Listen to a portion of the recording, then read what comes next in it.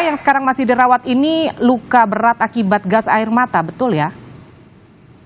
Ya, rata-rata demikian. Lukanya adalah pendarahan dalam di mata. Bahkan korban-korban yang kita datangi itu menyampaikan bahwa mereka awalnya sih tidak masalah, tapi 2 hari setelah kejadian mata mereka itu retina mereka yang putih itu tidak ada, semua warnanya hitam.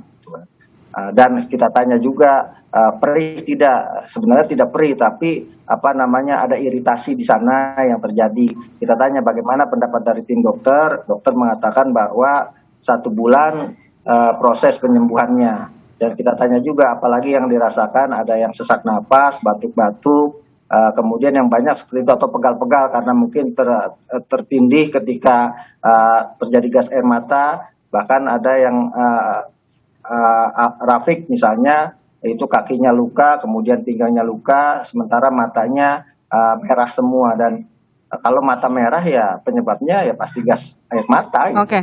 Pak, Mas Akmal, tadi kan Anda katakan retinanya sampai tidak ada warna putihnya, hitam semua. 1 bulan penyembuhannya. Ini 1 bulan dokter menyatakan akan kembali normal fungsi matanya atau memang setelah itu bisa ada kemungkinan cacat? Ya, sejauh ini kan dinyatakan akan normal gitu.